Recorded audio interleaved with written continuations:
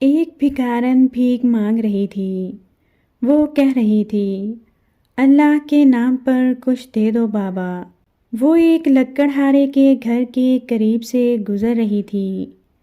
جب لکڑہارے نے بھکارن کو دیکھا، لکڑہارا بھکارن کو دیکھ کر بہت حیران ہوا کہ وہ تندرست ہونے کے باوجود بھیک مانگ رہی تھی۔ کچھ سوچ کر اس نے بھکارن سے کہا، تم تو بالکل تندرست ہو، محنت کر کے کیوں نہیں کماتی؟ بھکارن نے کہا، مجھے محنت کرنے کی کیا ضرورت ہے؟ اللہ کا وعدہ ہے کہ وہ سب کو روزی دے گا۔ یہ بات لکڑہارے کے دل کو لگی۔ وہ جو کام کے سلسلے میں گھر سے نکلنے لگا تھا، اس نے سوچا، مجھے کام پر جانے کی کیا ضرورت ہے؟ مجھے بھی میرے نصیب کا رزق مل جائے گا۔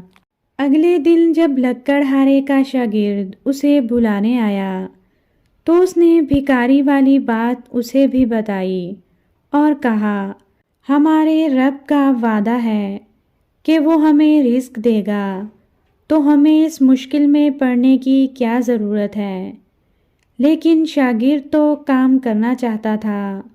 وہ ہر روز کام کرتا اور اس میں سے کچھ پیسے اپنے استاد کو دے دیتا، جسے لے کر استاد کہتا، دیکھا، میرے حصے کا رزق مجھ تک پہنچ جاتا ہے۔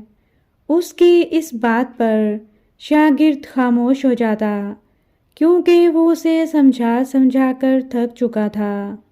اسی طرح دن گزرتے گئے اور لکڑہارے کا شاگرد اپنی محنت کے بلبوتے پر کامیاب ہو گیا۔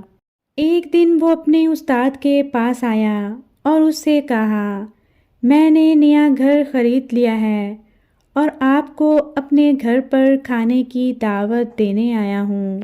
استاد نے کہا، ٹھیک ہے، میں آ جاؤں گا۔ جب وہ اپنے شاگرد کے گھر گیا تو وہ دیکھ کر حیران رہ گیا کہ اس نے بہت بڑا گھر بنا لیا ہے۔